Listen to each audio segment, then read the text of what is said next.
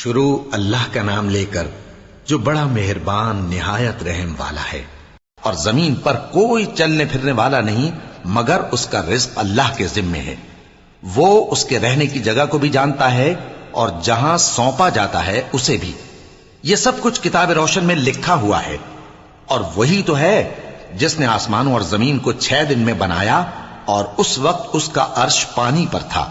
تمہارے پیدا کرنے سے مقصود یہ ہے کہ وہ تم کو آزمائے کہ تم میں عمل کے لحاظ سے کون بہتر ہے۔ اور اے نبی، اگر تم کہو کہ تم لوگ مرنے کے بعد زندہ کر کے اٹھائے جاؤ گے تو کافر کہہ دیں گے کہ یہ تو کھلا جادو ہوا۔ اور اگر ایک مدت معین تک ہم ان سے عذاب روک دیں تو کہیں گے کہ کون سی چیز عذاب کو روکے ہوئے ہے؟ دیکھو، جس روز وہ ان پر واقع ہوگا پھر ٹلنے کا نہیں، اور جس چیز کا یہ مذاق اڑاتے ہیں وہ ان کو گھیر لے گی۔ اور اگر ہم انسان کو اپنے پاس سے نعمت بخشیں پھر اس سے اس کو چھین لے تو نا امید اور ناشکرا ہو جاتا ہے۔ اور اگر تکلیف پہنچنے کے بعد آسائش کا مزہ چکھائیں تو خوش ہو کر کہتا ہے کہ سب سختیاں مجھ سے دور ہو گئیں۔ بے شک وہ ہے ہی خوشی میں مست ہو جانے والا، بڑا فخر جتانے والا۔ ہاں، جنہوں نے صبر کیا اور عمل نیک کیے، یہی ہیں جن کے لیے بخشش اور اجر عظیم ہے۔ تو شاید تم کچھ چیز وہی میں سے جو تمہارے پاس آتی ہے چھوڑ دو، اور اس خیال سے تمہارا دل تنگ ہو کہ کافر یہ کہنے لگیں کہ اس پر کوئی خزانہ کیوں نہیں نازل ہوا، یا اس کے ساتھ کوئی فرشتہ کیوں نہیں آیا۔ اے نبی، تم تو صرف نصیحت کرنے والے ہو، اور اللہ ہر چیز کا نگہبان ہے۔ کیا یہ لوگ کہتے ہیں کہ اس نے قرآن از خود بنا لیا ہے؟ کہہ دو کہ اگر سچے ہو تو تم بھی ایسی 10 صورتیں بنا لاؤ، اور اللہ کے سوا جس جس کو بلا سکتے ہو بلا بھی لو۔ پس اگر وہ تمہاری بات قبول نہ کریں تو جان لو کہ یہ قرآن اللہ کے علم سے اترا ہے، اور یہ کہ اس کے سوا کوئی معبود نہیں۔ تو کیا تم لوگ اسلام لاتے ہو؟ جو لوگ دنیا کی زندگی اور اس کی زیب و زینت کے طالب ہوں، ہم ان کے اعمال کا بدلہ انہیں دنیا ہی میں دے دیتے ہیں، اور اس میں ان کی حق تلفی نہیں کی جاتی۔ یہ وہ لوگ ہیں جن کے لیے آخرت میں آتش جہنم کے سوا اور کچھ نہیں، اور جو عمل انہوں نے دنیا میں کیے سب برباد، اور جو کچھ یہ کرتے رہے سب ضائع ہوا۔ بھلا جو لوگ اپنے پروردگار کی طرف سے دلیل روشن رکھتے ہوں اور ان کے ساتھ ایک آسمانی گواہ بھی اس کی جانب سے ہو، اور اس سے پہلے موسیٰ کی کتاب ہو جو پیشوا اور رحمت ہے، تو کیا وہ قرآن پر ایمان نہیں لائیں گے؟ یہی لوگ تو اس پر ایمان لاتے ہیں، اور جو کوئی اور فرقوں میں سے اس سے منکر ہو تو اس کا ٹھکانہ آگ ہے۔ تو تم اس قرآن سے شک میں نہ ہونا، یہ تمہارے پروردگار کی طرف سے حق ہے، لیکن اکثر لوگ ایمان نہیں لاتے۔ اور اس سے بڑھ کر ظالم کون ہوگا جو اللہ پر جھوٹ باندھے؟ ایسے لوگ اپنے رب کے سامنے پیش کیے جائیں گے اور گواہ کہیں گے کہ یہی لوگ ہیں جنہوں نے اپنے پروردگار پر جھوٹ بولا تھا۔ سن رکھو کہ ظالموں پر اللہ کی لعنت ہے، جو اللہ کے رستے سے روکتے اور اس میں کجی چاہتی ہیں، اور وہ آخرت کا بھی انکار کرتے ہیں۔ یہ لوگ زمین میں کہیں چھپ کر اللہ کو ہرا نہیں سکتے، اور نہ اللہ کے سوا کوئی ان کا حمایتی ہے۔ اے پیغمبر، ان کو دگنا عذاب دیا جائے گا، کیونکہ یہ شدت کفر سے تمہاری بات نہیں سن سکتے تھے اور نہ تم کو دیکھ سکتے تھے۔ یہی ہیں جنہوں نے اپنے آپ کو خسارے میں ڈالا، اور جو کچھ یہ افترا کیا کرتے تھے ان سے جاتا رہا۔ بلا شبہ یہ لوگ آخرت میں سب سے زیادہ نقصان پانے والے ہیں۔ جو لوگ ایمان لائے اور عمل نیک کیے اور اپنے پروردگار کے آگے عاجزی کی، یہی صاحب جنت ہیں، ہمیشہ اس میں رہیں گے۔ دونوں فریقوں یعنی کافر و مومن کی مثال ایسی ہے جیسے ایک اندھا بہرا ہو اور ایک دیکھتا سنتا۔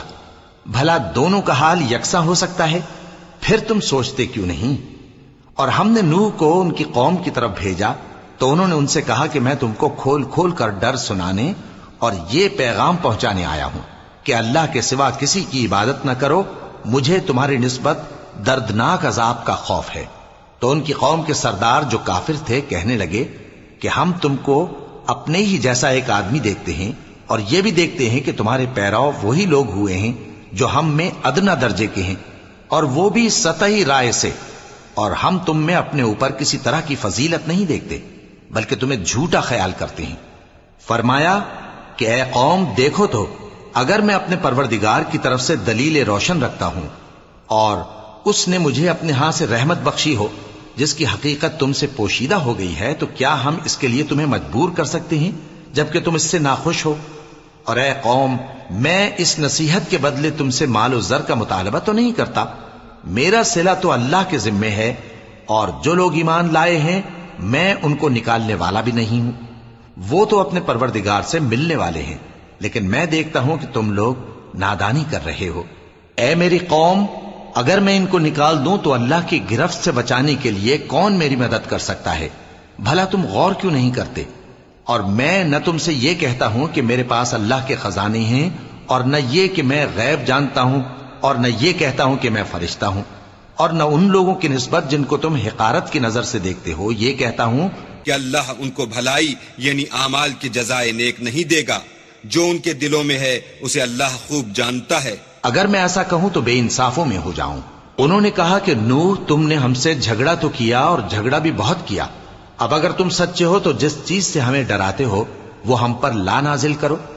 نوح نے کہا کہ اس عذاب کو تو اللہ ہی چاہے گا تو نازل کرے گا، اور تم اللہ کو کسی طرح ہرا نہیں سکتے، اور اگر میں یہ چاہوں کہ تمہاری خیر خواہی کروں اور اللہ یہ چاہے کہ تمہیں گمراہ رہنے دے تو میری خیر خواہی تم کو کچھ فائدہ نہیں دے سکتی۔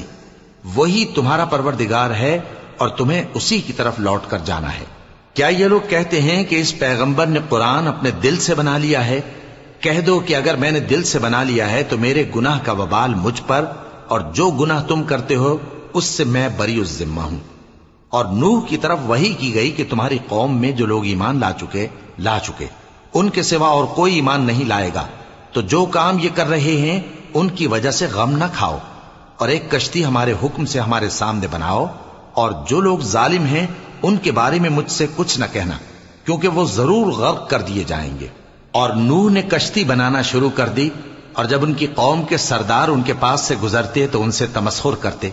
وہ کہتے کہ اگر تم ہم سے تمسخر کرتے ہو تو جس طرح تم ہم سے تمسخر کرتے ہو اسی طرح ایک وقت ہم بھی تم سے تمسخر کریں گے، اور تم کو جلد معلوم ہو جائے گا کہ کس پر عذاب آتا ہے جو اسے رسوا کرے گا، اور کس پر ہمیشہ کا عذاب نازل ہوتا ہے۔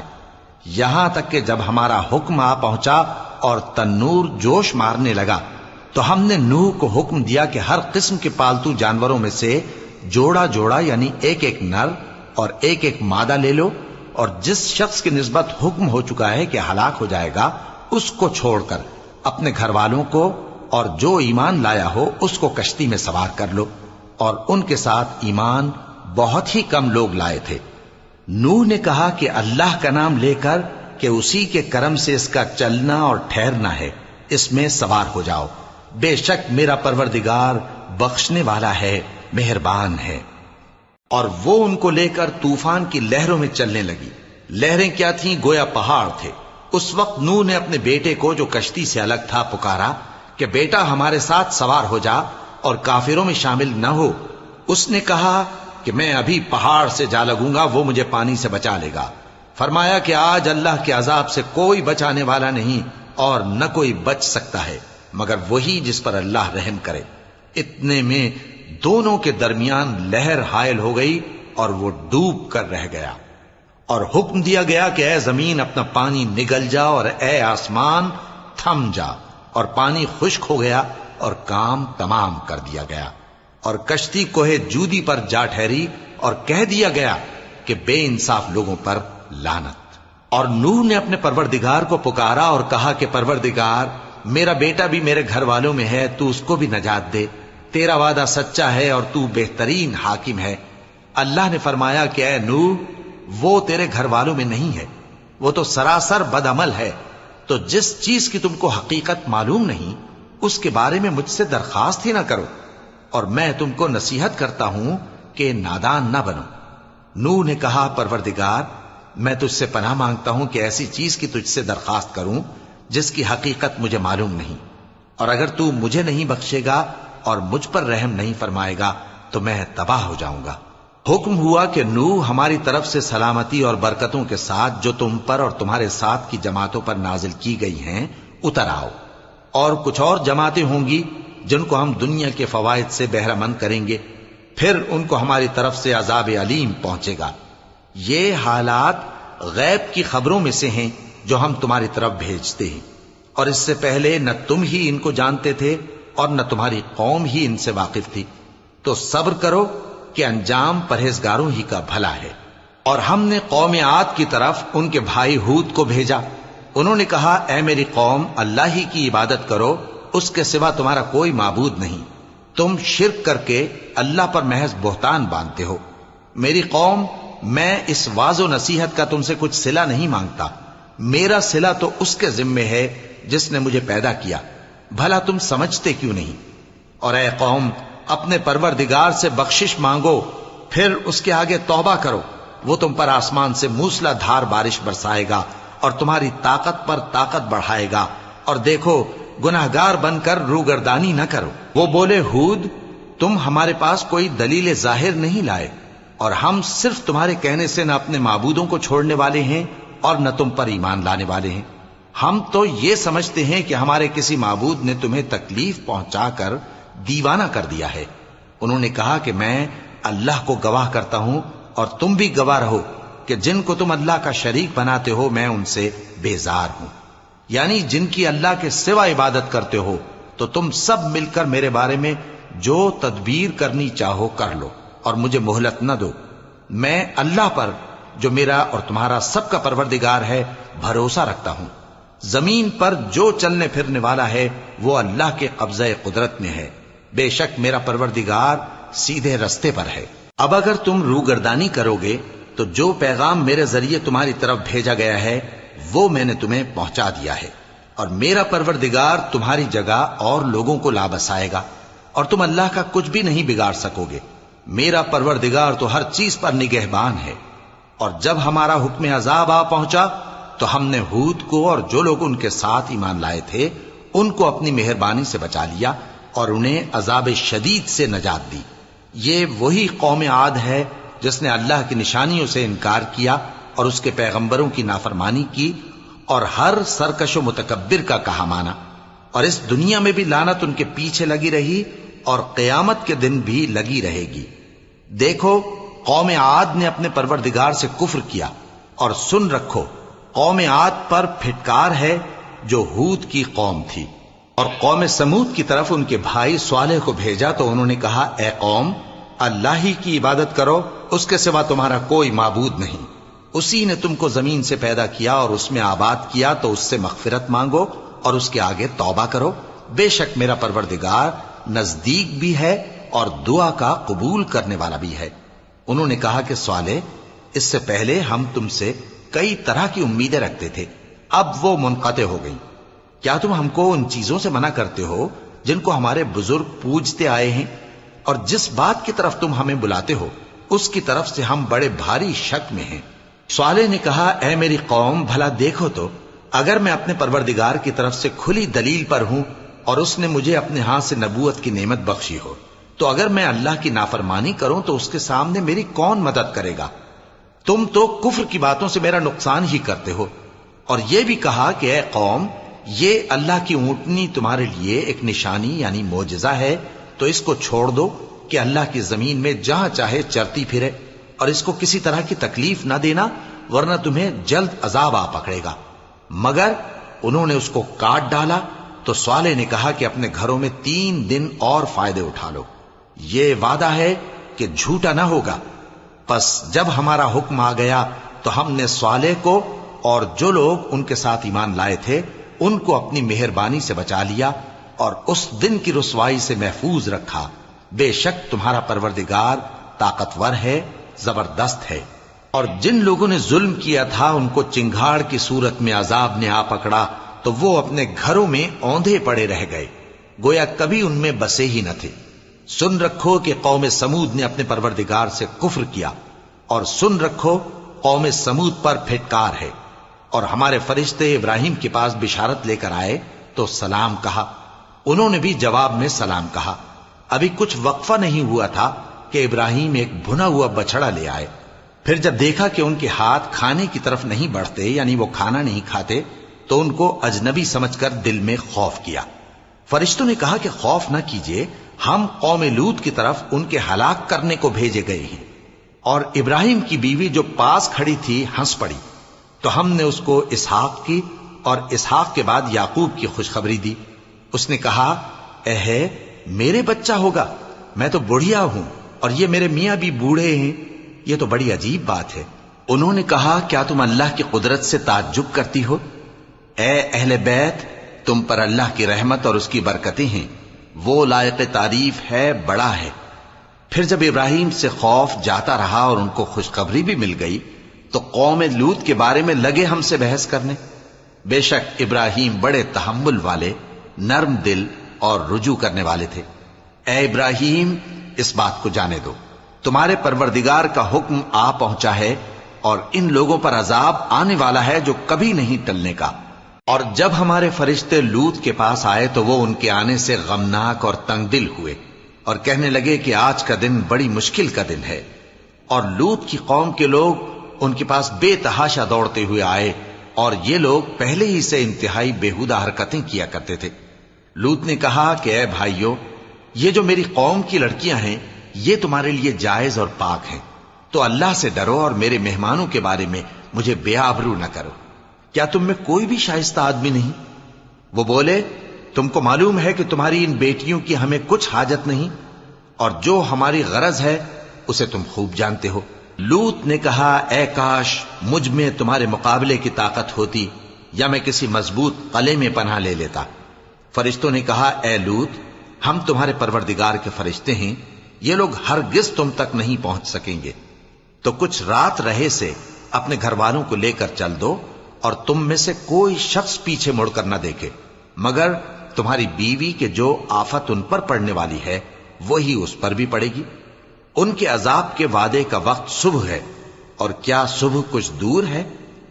پھر جب ہمارا حکم آیا ہم نے اس بستی کو الٹ کر نیچے اوپر کر دیا اور ان پر پتھر کی تہ بتہ کنکریاں برسائیں جن پر تمہارے پروردگار کے ہاں سے نشان کیے ہوئے تھے، اور وہ بستی ان ظالموں سے کچھ دور نہیں۔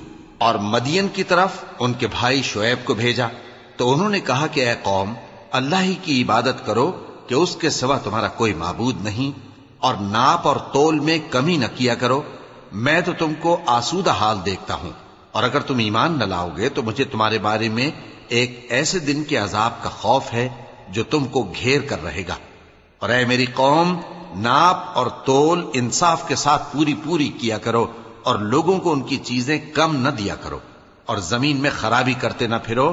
اگر تم کو میرے کہنے کا یقین ہو تو اللہ کا دیا ہوا نفع ہی تمہارے لیے بہتر ہے، اور میں تمہارا نگہبان نہیں ہوں۔ انہوں نے کہا اے شعیب، کیا تمہاری نماز تمہیں یہ سکھاتی ہے کہ جن کو ہمارے باپ دادا پوجتے آئے ہیں ہم ان کو ترک کر دیں، یا اپنے مال میں تصرف کرنا چاہیں تو نہ کریں؟ تم تو بڑے نرم دل اور بڑے سیدھے ہو۔ انہوں نے کہا کہ اے قوم، دیکھو تو اگر میں اپنے پروردگار کی طرف سے دلیل روشن پر ہوں اور اس نے اپنے ہاں سے مجھے نیک روزی دی ہو تو کیا میں اپنا فرض ادا نہ کروں؟ اور میں نہیں چاہتا کہ جس بات سے میں تمہیں منع کروں خود اس کو کرنے لگوں۔ میں تو جہاں تک مجھ سے ہو سکے تمہارے معاملات کی اصلاح چاہتا ہوں، اور اس بارے میں مجھے توفیق کا ملنا اللہ ہی کے فضل سے ہے۔ میں اسی پر بھروسہ رکھتا ہوں اور اسی کی طرف رجوع کرتا ہوں۔ اور اے قوم، میری مخالفت تم سے کوئی ایسا کام نہ کرا دے کہ جیسی مصیبت نوح کی قوم یا ہود کی قوم یا صالح کی قوم پر واقع ہوئی تھی ویسی ہی مصیبت تم پر واقع ہو۔ اور لوط کی قوم کا زمانہ تو تم سے کچھ دور نہیں، اور اپنے پروردگار سے بخشش مانگو اور اس کے آگے توبہ کرو، بے شک میرا پروردگار بڑا مہربان ہے، بہت محبت کرنے والا ہے۔ انہوں نے کہا کہ شعیب، تمہاری بہت سی باتیں ہماری سمجھ میں نہیں آتی، اور ہم دیکھتے ہیں کہ تم ہم میں کمزور بھی ہو، اور اگر تمہارے بھائی بند نہ ہوتے تو ہم تم کو سنسار کر دیتے، اور تم ہم پر کسی طرح بھی غالب نہیں ہو۔ انہوں نے کہا کہ اے قوم، کیا میرے بھائی بندوں کا دباؤ تم پر اللہ سے زیادہ ہے، اور اس کو تم نے پیٹھ پیچھے ڈال رکھا ہے؟ میرا پروردگار تو تمہارے سب اعمال کا احاطہ کیے ہوئے ہے۔ اور اے قوم، تم اپنی جگہ کام کیے جاؤ، میں اپنی جگہ کام کیے جاتا ہوں، تم کو ان قریب معلوم ہو جائے گا کہ رسوا کرنے والا عذاب کس پر آتا ہے اور جھوٹا کون ہے۔ اور تم بھی انتظار کرو، میں بھی تمہارے ساتھ انتظار کرتا ہوں۔ اور جب ہمارا حکم آ پہنچا تو تو ہم نے شعیب کو اور جو لوگ ان کے ساتھ ایمان لائے تھے ان کو تو اپنی رحمت سے بچا لیا، اور جو ظالم تھے ان کو چنگھاڑ نے آ دبوچا، تو وہ اپنے گھروں میں اوندھے پڑے رہ گئے، گویا ان میں کبھی بسے ہی نہ تھے۔ سن رکھو کہ مدین پر ویسی ہی پھٹکار ہے جیسی سمود پر پھٹکار تھی، اور ہم نے موسیٰ کو اپنی نشانیاں اور دلیل روشن دے کر بھیجا فرعون اور اس کے سرداروں کی طرف، تو وہ فرعون ہی کے حکم پر چلتے رہے، حالانکہ فرعون کا حکم درست نہیں تھا۔ وہ قیامت کے دن اپنی قوم کے آگے آگے چلے گا، پھر ان کو دوزخ میں جا اتارے گا، اور جس مقام پر وہ اتارے جائیں گے وہ برا ہے۔ اور اس جہان میں بھی لعنت ان کے پیچھے لگا دی گئی، اور قیامت کے دن بھی پیچھے لگی رہے گی۔ جو انعام ان کو ملا ہے برا ہے۔ یہ پرانی بستیوں کے تھوڑے سے حالات ہیں جو ہم تم سے بیان کرتے ہیں، ان میں سے بعض تو باقی ہیں اور بعض تہس نہس ہو گئیں۔ اور ہم نے ان لوگوں پر ظلم نہیں کیا بلکہ انہوں نے خود اپنے اوپر ظلم کیا۔ غرض جب تمہارے پروردگار کا حکم آ پہنچا تو جن معبودوں کو وہ اللہ کے سوا پکارا کرتے تھے وہ ان کے کچھ بھی کام نہ آئے، اور بربادی کے سوا انہیں اور کچھ نہ دے سکے۔ اور تمہارا پروردگار جب نافرمان بستیوں کو پکڑا کرتا ہے تو اس کی پکڑ اسی طرح کی ہوتی ہے، بے شک اس کی پکڑ دکھ دینے والی سخت ہے۔ ان قصوں میں اس شخص کے لیے جو عذاب آخرت سے ڈرے عبرت ہے۔ یہ وہ دن ہوگا جس میں سب اکٹھے کیے جائیں گے، اور یہی وہ دن ہوگا جس میں سب اللہ کے روبرو حاضر کیے جائیں گے، اور ہم اس کے لانے میں ایک وقت معین تک تاخیر کر رہے ہیں۔ جس روز وہ آ جائے گا تو کوئی شخص اللہ کے حکم کے بغیر بول بھی نہیں سکے گا۔ پھر ان میں سے کچھ بدبخت ہوں گے اور کچھ نیک بخت۔ تو جو بدبخت ہوں گے وہ دوزخ میں ڈال دیے جائیں گے، اس میں ان کو چلانا اور دھاڑنا ہوگا۔ جب تک آسمان و زمین ہیں وہ اسی میں رہیں گے مگر جتنا تمہارا پروردگار چاہے، بے شک تمہارا پروردگار جو چاہتا ہے کر دیتا ہے۔ اور جو نیک بخت ہوں گے وہ بہشت میں داخل کیے جائیں گے، اور جب تک آسمان اور زمین ہیں ہمیشہ اسی میں رہیں گے مگر جتنا تمہارا پروردگار چاہے۔ یہ اللہ کی بخشش ہے جو کبھی منقطع نہیں ہوگی۔ تو یہ لوگ جو غیر اللہ کی پرستش کرتے ہیں اس سے تم شک میں نہ پڑنا، یہ اسی طرح پرستش کرتے ہیں جس طرح پہلے سے ان کے باپ دادا پرستش کرتے آئے ہیں، اور ہم ان کو ان کا حصہ پورا پورا بغیر کچھ کم کیے دینے والے ہیں۔ اور ہم نے موسیٰ کو کتاب دی تو اس میں اختلاف کیا گیا، اور اگر تمہارے پروردگار کی طرف سے ایک بات پہلے نہ ہو چکی ہوتی تو ان میں فیصلہ کر دیا جاتا، اور وہ تو اس کی طرف سے بڑے بھاری شک میں پڑے ہوئے ہیں۔ اور تمہارا پروردگار ان سب کو قیامت کے دن ان کے اعمال کا پورا پورا بدلہ دے گا، بے شک جو عمل یہ کرتے ہیں وہ اس سے واقف ہے۔ سو اے پیغمبر، جیسا تم کو حکم ہوتا ہے اس پر تم اور جو لوگ تمہارے ساتھ تائب ہوئے ہیں قائم رہو، اور حد سے تجاوز نہ کرنا، وہ تمہارے سب اعمال کو دیکھ رہا ہے۔ اور مسلمانوں، جو لوگ ظالم ہیں ان کی طرف مائل نہ ہونا، نہیں تو تمہیں بھی دوزخ کی آگ آ لپٹے گی، اور اللہ کے سوا تمہارے کوئی دوست نہیں ہوں گے، پھر تمہیں کوئی مدد بھی نہ ملے گی۔ اور دن کے دونوں سروں یعنی صبح اور شام کے اوقات میں اور رات کی چند ساعتوں میں نماز پڑھا کرو، کچھ شک نہیں کہ نیکیاں گناہوں کو دور کر دیتی ہیں۔ یہ ان کے لیے نصیحت ہے جو نصیحت قبول کرنے والے ہیں۔ اور صبر کیے رہو کہ اللہ نیکوکاروں کا اجر ضائع نہیں کرتا۔ تو جو امتیں تم سے پہلے گزر چکی ہیں ان میں ایسے ہوش مند کیوں نہ ہوئے جو ملک میں خرابی کرنے سے روکتے؟ ہاں، ایسے تھوڑے سے تھے جن کو ہم نے ان میں سے نجات بخشی، اور جو ظالم تھے وہ انہی باتوں کے پیچھے لگے رہے جن میں عیش و آرام تھا، اور وہ گناہوں میں ڈوبے ہوئے تھے۔ اور تمہارا پروردگار ایسا نہیں ہے کہ بستیوں کو جبکہ وہاں کے باشندے نیکوکار ہوں از راہ ظلم تباہ کر دے۔ اور اگر تمہارا پروردگار چاہتا تو تمام لوگوں کو ایک ہی جماعت کر دیتا، اور وہ برابر اختلاف کرتے رہیں گے، مگر جن پر تمہارا پروردگار رحم فرمائے۔ اور اسی لیے اس نے ان کو پیدا کیا ہے، اور تمہارے پروردگار کا قول پورا ہو گیا کہ میں دوزخ کو جنوں اور انسانوں سب سے بھر دوں گا۔ اور اے نبی اور پیغمبروں کے وہ سب حالات جو ہم تم سے بیان کرتے ہیں ان سے ہم تمہارے دل کو جمائے رکھتے ہیں، اور ان حالات میں تمہارے پاس حق پہنچ گیا اور یہ مومنوں کے لیے نصیحت اور عبرت ہے۔ اور جو لوگ ایمان نہیں لائے ان سے کہہ دو کہ تم اپنی جگہ عمل کیے جاؤ، ہم اپنی جگہ عمل کیے جاتے ہیں، اور نتیجہ اعمال کا تم بھی انتظار کرو، ہم بھی انتظار کرتے ہیں۔ اور آسمانوں اور زمین کی چھپی چیزوں کا علم اللہ ہی کو ہے، اور تمام معاملات اسی کی طرف رجوع کیے جائیں گے، تو اسی کی عبادت کرو اور اسی پر بھروسہ رکھو۔ اور جو کچھ تم لوگ کر رہے ہو تمہارا پروردگار اس سے بے خبر نہیں۔ شروع اللہ کا نام لے کر جو بڑا مہربان نہایت رحم والا ہے۔ الف لام را، یہ کتاب روشن کی آیتیں ہیں۔ ہم نے اس قرآن کو عربی میں نازل کیا ہے تاکہ تم لوگ سمجھ سکو۔ اے پیغمبر، ہم اس قرآن کے ذریعے سے جو ہم نے تمہاری طرف بھیجا ہے تمہیں ایک نہایت اچھا قصہ سناتے ہیں، اور تم اس سے پہلے بے خبر تھے۔ جب یوسف نے اپنے والد سے کہا کہ ابا، میں نے خواب میں 11 ستاروں اور سورج اور چاند کو دیکھا ہے، دیکھتا کیا ہوں کہ وہ مجھے سجدہ کر رہی ہیں۔ انہوں نے کہا کہ بیٹا، اپنے خواب کا ذکر اپنے بھائیوں سے نہ کرنا، نہیں تو وہ تمہارے حق میں کوئی چال چلیں گے۔ کچھ شک نہیں کہ شیطان انسان کا کھلا دشمن ہے، اور اسی طرح اللہ تمہیں برگزیدہ و ممتاز کرے گا اور خواب کی باتوں کی تعبیر کا علم سکھائے گا۔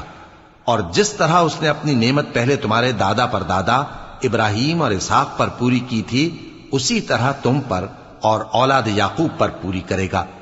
بے شک تمہارا پروردگار سب کچھ جاننے والا ہے، حکمت والا ہے۔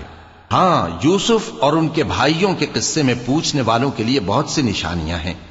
جب انہوں نے آپس میں تذکرہ کیا کہ یوسف اور اس کا بھائی ابا کو ہم سے زیادہ پیارے ہیں، حالانکہ ہم جماعت کی جماعت ہیں، کچھ شک نہیں کہ ابا کھلی غلطی پر ہیں۔ یوسف کو یا تو جان سے مار ڈالو یا کسی ملک میں پھینک آؤ، پھر ابا کی توجہ صرف تمہاری طرف ہو جائے گی، اور اس کے بعد تم نیک لوگوں میں ہو جاؤ گے۔ ان میں سے ایک کہنے والے نے کہا کہ یوسف کو جان سے نہ مارو، کسی اندھے کنویں میں ڈال دو کہ کوئی راہگیر اسے نکال کر کسی دوسرے ملک میں لے جائے گا۔ اگر تم کو کرنا ہی ہے تو یوں کرو۔ یہ مشورہ کر کے وہ اپنے والد سے کہنے لگے کہ ابا جان، کیا سبب ہے کہ آپ یوسف کے بارے میں ہمارا اعتبار نہیں کرتے، حالانکہ ہم اس کے خیر خواہ ہیں؟ کل اسے ہمارے ساتھ بھیج دیجئے کہ خوب میوے کھائے اور کھیلے کودے، ہم اس کے نگہبان ہیں۔ انہوں نے کہا کہ یہ امر مجھے غمناک کیے دیتا ہے کہ تم اسے لے جاؤ، یعنی وہ مجھ سے جدا ہو جائے، اور مجھے یہ بھی خوف ہے کہ تم کھیل میں اس سے غافل ہو جاؤ اور اسے بھیڑیا کھا جائے۔ وہ کہنے لگے کہ اگر ہماری موجودگی میں کہ ہم ایک طاقتور جماعت ہیں اسے بھیڑیا کھا گیا تو ہم بڑے نقصان میں پڑ گئے۔ غرض جب وہ اس کو لے گئے اور اس بات پر اتفاق کر لیا کہ اس کو اندھے کنویں میں ڈال دیں، اور ہم نے یوسف کی طرف وحی بھیجی کہ ایک وقت ایسا آئے گا کہ تم انہیں ان کے اس سلوک سے آگاہ کرو گے، اور ان کو اس وحی کی کچھ خبر نہ ہوگی۔ اور یہ حرکت کر کے وہ رات کے وقت باپ کے پاس روتے ہوئے آئے، کہنے لگے کہ ابا جان، ہم تو دوڑنے اور ایک دوسرے سے آگے نکلنے میں مصروف ہو گئے اور یوسف کو اپنے اسباب کے پاس چھوڑ گئے تو اسے بھیڑیا کھا گیا، اور آپ ہماری بات کو گو ہم سچ ہی کہتے ہیں باور نہیں کریں گے۔ اور ان کے کرتے پر جھوٹ موٹ کا لہو بھی لگا لائے۔ یعقوب نے کہا کہ یوں نہیں ہے، بلکہ تم اپنے دل سے یہ بات بنا لائے ہو۔ اچھا، صبر کہ وہی خوب ہے، اور جو تم بیان کرتے ہو اس کے بارے میں اللہ ہی سے مدد چاہیے۔ اور اب اللہ کی شان دیکھو کہ اس کنویں کے قریب ایک قافلہ آوارد ہوا اور انہوں نے پانی کے لیے اپنا سقا بھیجا، تو اس نے کنویں میں ڈول لٹکایا، یوسف اس سے لٹک گئے۔ وہ بولا، زہے قسمت، یہ تو ایک لڑکا ہے، اور اس کو قیمتی سرمایہ سمجھ کر چھپا لیا۔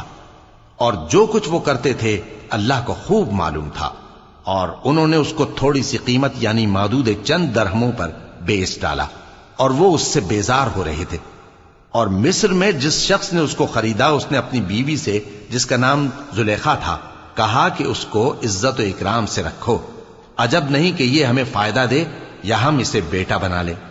اس طرح ہم نے یوسف کو سرزمین مصر میں جگہ دی، اور غرض یہ تھی کہ ہم ان کو خواب کی باتوں کی تعبیر سکھائیں، اور اللہ اپنے کام پر غالب ہے لیکن اکثر لوگ نہیں جانتے۔ اور جب وہ اپنی جوانی کو پہنچے تو ہم نے ان کو دانائی اور علم عطا کیا، اور نیکوکاروں کو ہم اسی طرح بدلہ دیا کرتے ہیں۔ اور جس عورت کے گھر میں وہ رہتے تھے اس نے ان کو اپنی طرف مائل کرنا چاہا، اور دروازے بند کر کے کہنے لگی یوسف جلدی آؤ۔ انہوں نے کہا کہ اللہ پناہ میں رکھے، وہ یعنی تمہارے میاں تو میرے آقا ہیں، انہوں نے مجھے اچھی طرح سے رکھا ہے، میں ایسا ظلم نہیں کر سکتا، بے شک ظالم لوگ فلاح نہیں پائیں گے۔ اور اس عورت نے ان کا قصد کیا اور انہوں نے اس کا قصد کیا۔ اگر وہ اپنے پروردگار کی نشانی نہ دیکھتے تو جو ہوتا سو ہوتا۔ یوں اس لیے کیا گیا کہ ہم ان سے برائی اور بے حیائی کو روک دیں، بے شک وہ ہمارے چنے ہوئے بندوں میں سے تھے۔ اور دونوں دروازے کی طرف بھاگے، آگے یوسف پیچھے زلیخا، اور عورت نے ان کا کرتا پیچھے سے پکڑ کر جو کھینچا تو پھاڑ ڈالا، اور دونوں کو دروازے کے پاس عورت کا خاوند مل گیا۔ تو عورت بولی کہ جو شخص تمہاری بیوی کے ساتھ برا ارادہ کرے اس کی اس کے سوا کیا سزا ہے کہ یا تو قید کیا جائے یا اسے دکھ کا عذاب دیا جائے۔ یوسف نے کہا اسی نے مجھ کو اپنی طرف مائل کرنا چاہا تھا، اور اس کے خاندان میں سے ایک گواہ نے گواہی دی کہ اگر اس کا کرتا آگے سے پھٹا ہو تو یہ سچی اور یوسف جھوٹا ہے، اور اگر کرتا پیچھے سے پھٹا ہو تو یہ جھوٹی اور وہ سچا ہے۔ سو جب اس کا کرتا دیکھا تو پیچھے سے پھٹا تھا، تب اس نے زلیخا سے کہا کہ یہ تمہارا ہی فریب ہے، اور کچھ شک نہیں کہ تم عورتوں کے فریب بڑے بھاری ہوتے ہیں۔